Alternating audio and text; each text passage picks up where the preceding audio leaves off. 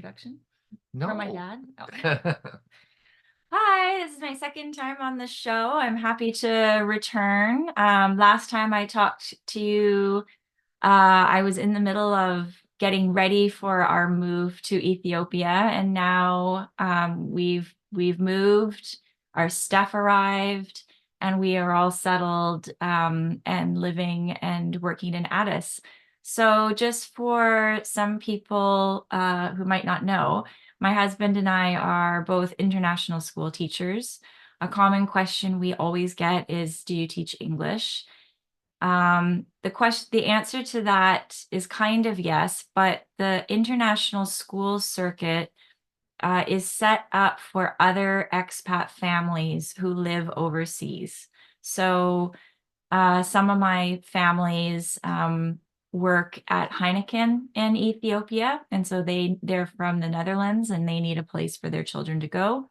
Addis has the third highest concentration of embassies. So we have all the embassy children come to our school.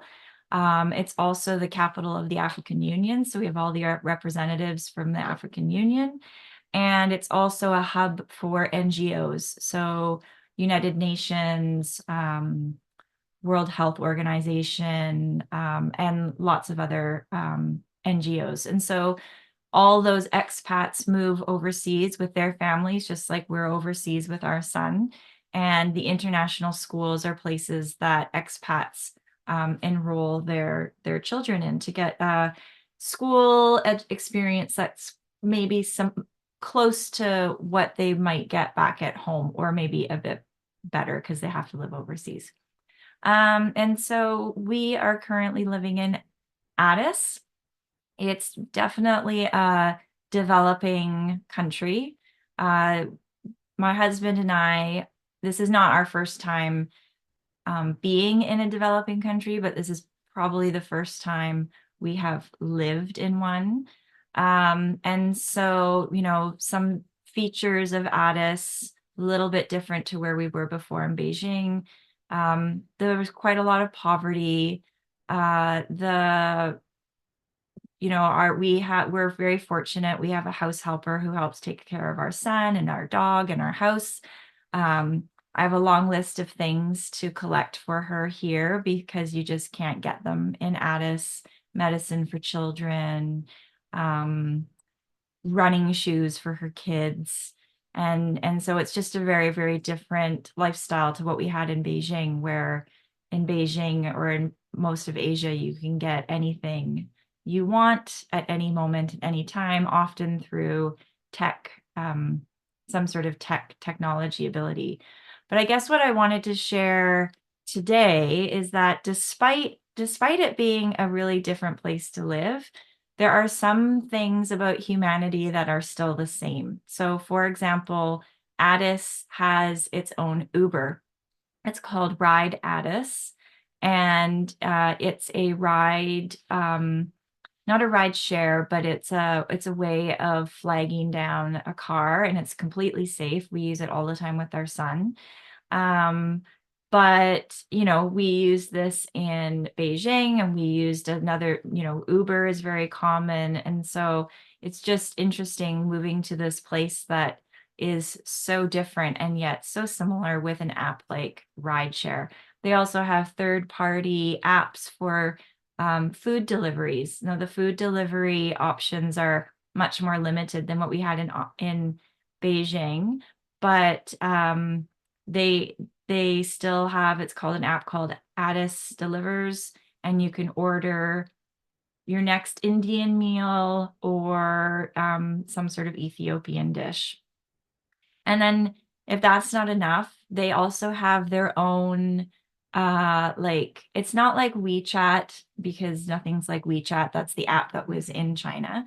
But they also have ℸ𝕝, which is a bit like Apple Pay or Google Pay. So birr is the local currency, and then ℸ𝕝 is like moving the currency in different ways. And so the way we use ℸ𝕝 is my husband actually has it set up. I have not been able to do that yet. So he has it set up. And so what he can do is he can add credit to our phone that way. He pays our internet that way. And also, I think sometimes if you know how to do it, you can pay your utilities that way. So despite living in a place that's so different, in the first few weeks, we had, these apps that are so similar to what we all use all over the world. So that was really interesting. It's the first place we've lived in that doesn't have an Apple store. In fact, any tech related things, um, we have to just hold on and wait till we leave the country, because I don't even know where I would go get technology stuff in Addis. It's just really difficult to get things in and out of the country. And so cords or charging things or whatever you need, you're not going to find. So you have to be able to come into the country with all your stuff. But people are really friendly. And if you need to borrow something, then we find our school very helpful, and you can usually find what you need within the community. So Addis, as you can probably guess, is not, despite having those apps, it's not super tech oriented, but in some ways, I think for our family, we really appreciate this at the moment.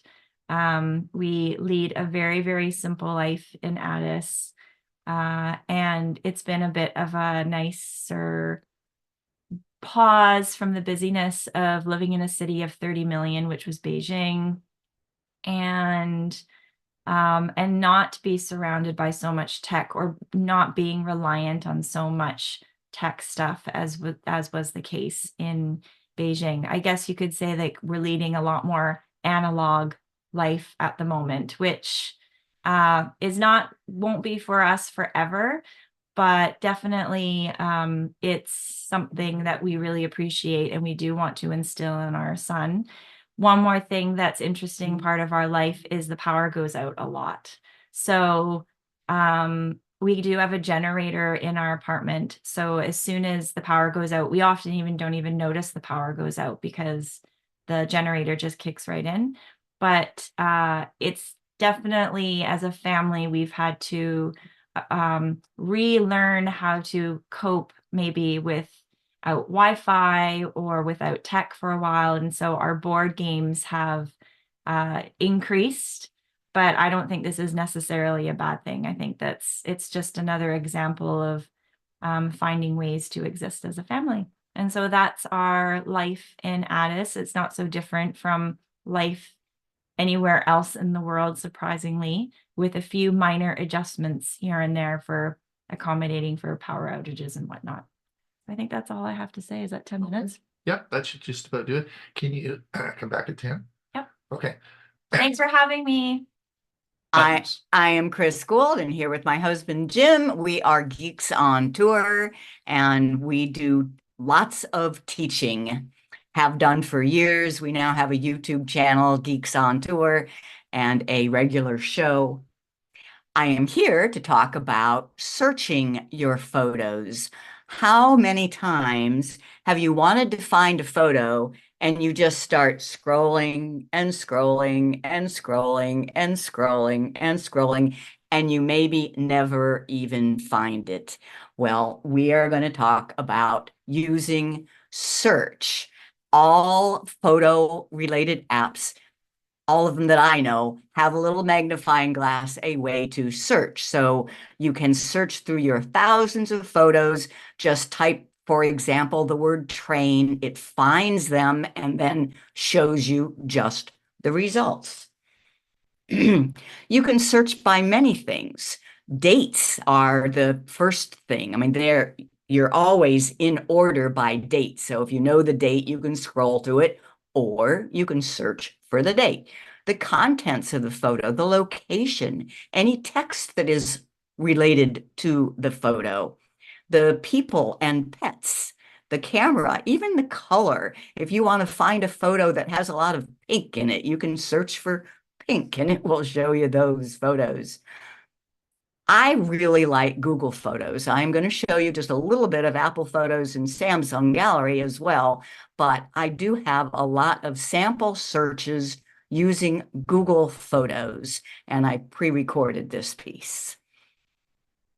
I want to show you some sample searches using Google Photos, first on the phone, then on the computer. Google Photos, you tap search, and let's do dates. I'm thinking of a particular date, July 4, 1998. And you tap search. These are the photos on that day. Why did I pick that day? This is when Jim and I got married. We had a very unconventional wedding. You'll see that we're wearing our propeller beanies. Even then, aren't we cute? What if I just typed July 4 and search? That's going to show me what we were doing on July 4 in each year, 2022, 2021, 2020, 2019, etc. Or if you want to see a whole month in a given year, you can just type August, and just the 3 letters is good enough. August 2013. And here are all the pictures from August, starting with the latest, August 31, and going back to August 1 of 2013. Sometimes you will see these autofill options after you've typed a month. So March 2023, March 20. If you tap on those, notice the little calendar. That means you are absolutely getting results that are in that month's calendar rather than a picture where people are marching, for example. You're getting calendar results. Okay, on to people. As soon as you tap on search, you will see this section for people. You can view all. And if I notice that my face has my full name in there, Chris Guld, you tap on that, you will see all the pictures with my face in it. But that also means that I can search by my name. So I can type Chris Guld and Odie, our dog. And I will see pictures of me with our dog. But remember, that's only if you have named the pictures. So there is Odie in the people and pets section of search. But be aware, I did not tag any of these pictures with Odie. Google Photos goes through and recognizes faces of people and pets, and it automatically puts them together in a group. Then it's up to you to add a name. Places. There is a places section in the search area as well. I generally find it easier to think of a place I want and then type it in rather than hunt through all of these. So for example, Mount Rushmore. And it's showing me all our pictures of Mount Rushmore. We were there at several 2004, 2011, and 2013. Something I want you to notice here, as soon as I type Mount Rushmore, I even just type Mount RUS and I see this little emblem. This means an album. So I say, oh, I have an album of Mount Rushmore pictures. That's even better. Don't let it search through my 100,000. Just show me the album that I've already made of my best pictures of Mount Rushmore. So the key there is do not press search. So I just do Mount Rushmore and take a look at what it is suggesting. And that is an album. Now let me go to the computer and show you how it works there. We're just on a browser at photos.google.com. This is my photos, all 100,000 of them, and I can search for Mount Rushmore. Just same thing. The search bar is always up at the top, and there is the album. I like it. Probably the most fun is searching for just things that are in the photo. For example, kayak. that searches through all of my photos and just finds the one with kayaks. Now you'll notice it is not always perfect. I do not see a kayak in this picture. I do not know why it pulled that up, but it errs on the side of inclusiveness. So you're bound to get the kayak picture that you want. You just might have to sort through a few more unrelated pictures, but most of these have kayaks in them. Then you can also combine. I can say kayak in Venice. Oh, notice that there's an album. Okay, I'll look at that. We did go kayaking in Venice. It is just so much fun to meet up with people. You start having a conversation. You want to show them a particular picture from your life, you can find it. Let's say you're looking for a picture from Christmas. You type Christmas and enter, and you might get hundreds. Now, how does it know it's Christmas? It knows that December 25 is Christmas. It also, though, will notice pictures of Santa or gift wrapped and decide that that should belong in a Christmas search. What if you're looking for a particular year? You just add that year in, Christmas 2000. And now you have just pictures of Christmas 2000. Anything you can think of, just give it a try. So I'm going to search for a picture of mom hugging the dog, Odie. Look at that. Sometimes it blows me away. Other times it does not so much, but give it a try. Another one, I'm thinking of a picture. All I remember is that it was people sitting at a picnic table. And there we go. A bunch of people sitting at picnic tables or other kind of tables, but they're all pretty close. And here's the one I was thinking of. Notice it's from June of 2009. My lifetime of photos is in here, and I can find any photo I'm thinking of.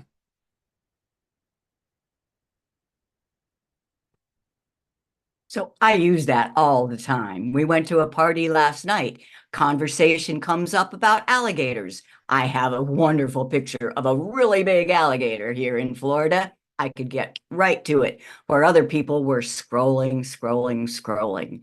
So I love that. That's all Google Photos. I do want to show you just a little bit on Samsung and iPhone. The Samsung Gallery there has a search button up at the top. The Apple Photos has a search button at the bottom. I want to start with the Apple.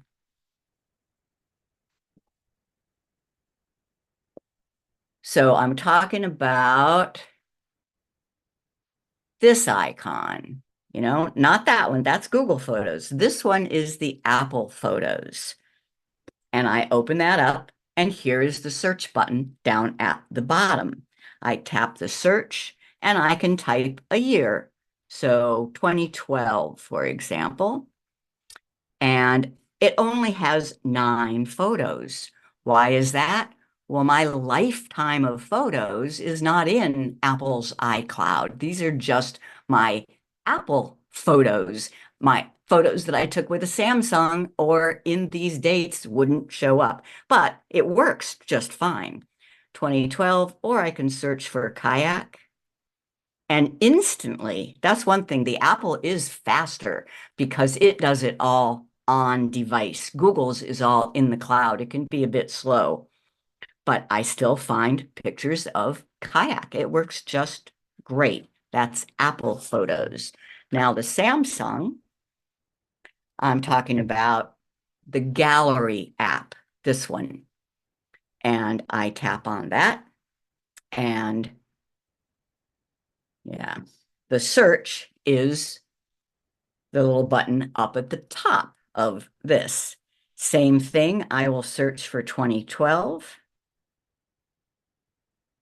And it doesn't find anything. Why is that?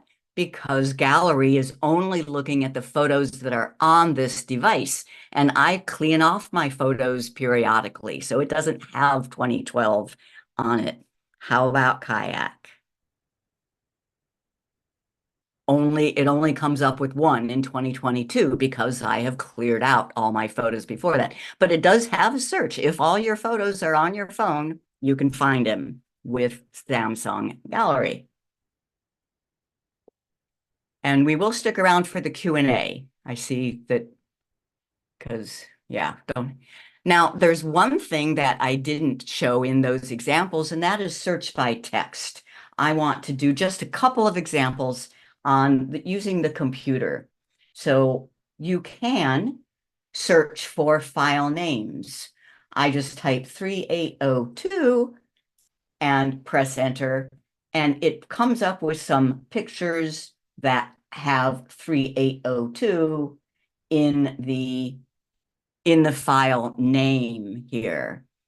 Another example is solar eclipse.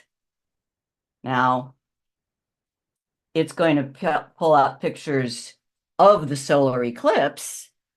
I love eclipses. I try to go, so I've been to a few, but why does this one show up? Well, it's because of the description that was entered. The description has solar eclipse in it. So that's text, and a really fun, I can type in Texaco,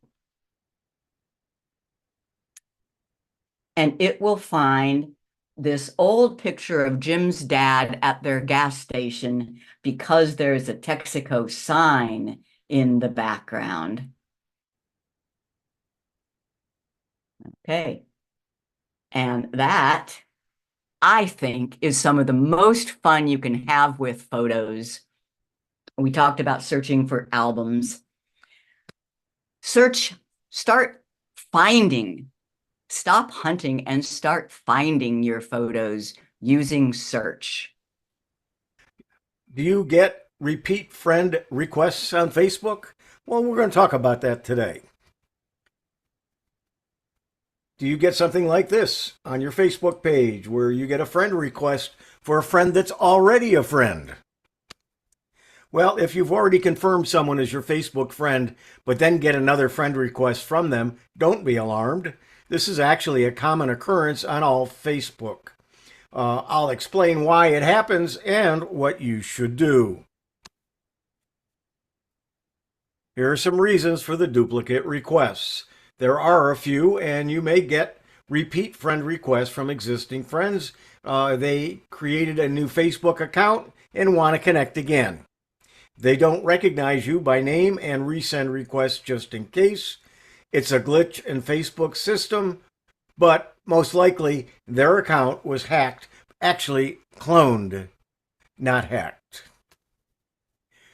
If you get a repeat friend request from someone already on your friend list, follow these steps. Check if they've created a new profile. Does the request come from a slightly different name?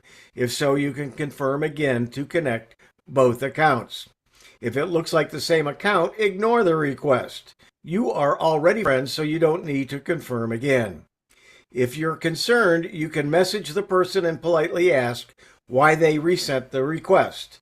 This gives them a chance to explain or let you know that it's a fake request. Reasons to be suspicious of requests? While many repeat friends' requests are innocent mistakes, be very cautious about suspicious situations. The new request comes from what appears to be a fake or clone account. The account requesting has posts or information you know is inaccurate about your friend.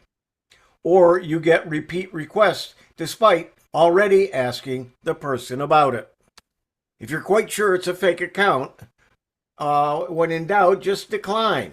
If a repeat friend request seems questionable or makes you uncomfortable for any reason, feel free to decline the request.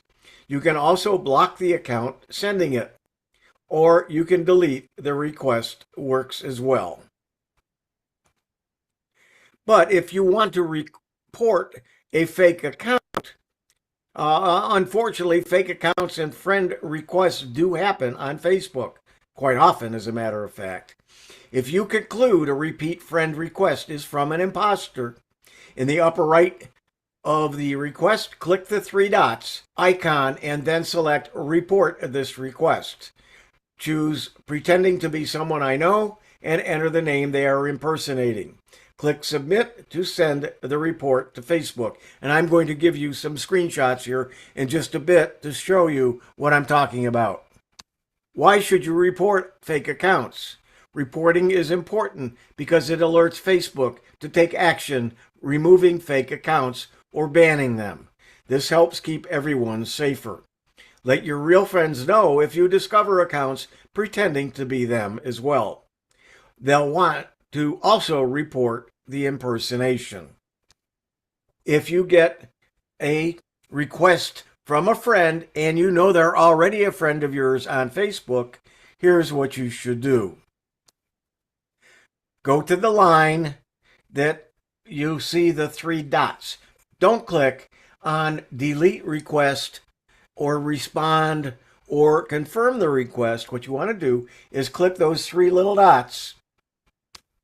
And when you do, you'll get a drop down. It'll say search, find support, or report, or block. You want to report it. So when you click on that part of it, it will say pretending to be someone. Someone is in immediate danger to get help before reporting to Facebook. Don't wait. But in most cases, it's just pretending to be someone. When you click that, you'll get another drop down, which will ask, who are they pretending to be? And you're going to say a friend. Unless it's your own account, then you'll say me. Then it will ask which friend, and you will start to type their name. When it gets to where there are some matches to names in your Facebook friends, it'll show up. Make sure you click on the one that is in question.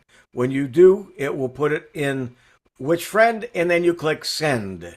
When you do that, you'll get this. It'll say report. Does this go against our community standards? Our standards explain what we do and don't allow on Facebook. We review and update our standards regularly with the help of experts. You'll want to click on submit. At that point, you'll get a notice saying, thank you, we've received your report of someone pretending to be someone as a friend. And it will say, it's awaiting a review. We use technology and review teams to review anything that doesn't follow our standards as quickly as possible.